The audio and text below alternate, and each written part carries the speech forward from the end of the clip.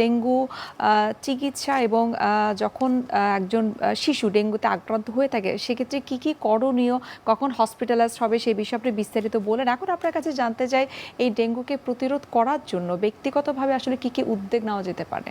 আমাদের মাস পপুলেশনের সচেতনতার কোনো বিকল্প নেই। আমাদেরকে অবশ্যই অ্যাওয়ারনেস বিল্ড আপ করতে হবে, কারণ আমরা জানি যে ডেঙ্গুর ভাইরাসের যে লার্ভা সেটা স্বচ্ছ পানিতে থাকে। সেটা ডাবের খোসা হতে পারে, এসির পানি হতে পারে, বা আমাদের কনস্ট্রাকশন বিল্ডিংয়ের কাজ হচ্ছে ওখানে যদি থাকে, ওই লার্ভাগুলো যদি পানির সংস্পর্শে পেলেই ওরা কিন্তু অনেক দিন থাকতে পারে। দেখা যাচ্ছে 1 বছর হয়ে গেছে লার্ভা আছে, কিন্তু যখনই বৃষ্টি হলো বা জমা পানি থাকলো তখন এই লার্ভাগুলো অ্যাক্টিভ হয়ে যায়।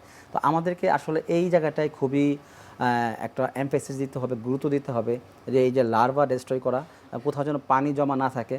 এটা আসলে আমাদের কাজ। আমার বাড়ি, আমার ঘরের চারপাশ আমাকেই পরিষ্কার করে রাখতে হবে। কেউ এসে আমাকে পরিষ্কার করে দিয়ে যাবে, আরেকজন এসে পরিষ্কার করে দিয়ে যাবে, এটা আশা না করে আমরা যদি আমাদের চারপাশটা পরিষ্কার রাখি তাহলে ডেঙ্গুর প্রকোপ অনেকটাই কমে যাবে। এবার আমাদের বাচ্চাদের আমরা কীভাবে প্রতিরোধ করতে পারি? আমাদের যে মসকিটো নেট ব্যবহার করা, মশারি ব্যবহার করার আসলে কোনো বিকল্প নেই। যতই আমরা মসকিটো রিপেলেন্ট বলি, স্প্রে বলি, যদি মশারি ব্যবহার করতে পারি তাহলে পরিপূর্ণ আসলে আমরা হয়তো প্রোটেকশন দিতে পারবো।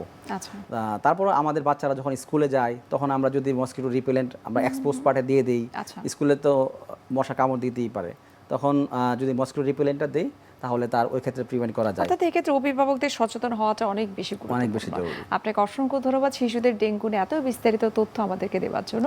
শুভকামনা রইল এনটিভির পক্ষ থেকে। আপনাকেও ধন্যবাদ, ভালো থাকবেন। সুপ্রিয় দর্শক, এতক্ষণ আপনারা দেখছিলেন এনটিভি নিয়মিত স্বাস্থ্য বিষয়ক আয়োজন স্বাস্থ্য প্রতিদিন। আজ আমরা কথা বলছিলাম শিশুদের ডেঙ্গু নিয়ে। দর্শক, এই পর্যায়ে আমরা দেখে নিচ্ছি আমাদের আগামী পর্বে কি থাকছে। ফুসফুসের ক্যান্সার প্রতিরোধযোগ্য।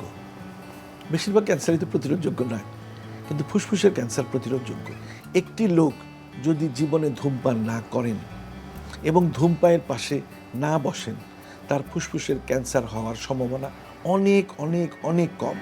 বিশ্বের যে কোনো প্রান্ত থেকে যে কোনো সময় এনটিভির জনপ্রিয় অনুষ্ঠান স্বাস্থ্য প্রতিদিন দেখতে আপনারা ভিজিট করতে পারেন আমাদের পূর্ণাঙ্গ পোর্টাল www.ntvbd.com এ। এছাড়াও এনটিভির বিভিন্ন ধরনের জনপ্রিয় অনুষ্ঠান এবং নিউজ আপডেট পেতে আপনারা ভিজিট করতে পারেন আমাদের ইউটিউব চ্যানেল এবং ভেরিফাইড ফেসবুক পেজে। দর্শক, আজ এখানে শেষ করতে হচ্ছে। দেখা হবে আবার আপনাদের সঙ্গে। সেই পর্যন্ত আপনারা সবাই ভালো থাকুন, সুস্থ থাকুন এবং সব সময় এনটিভির সঙ্গে থাকুন।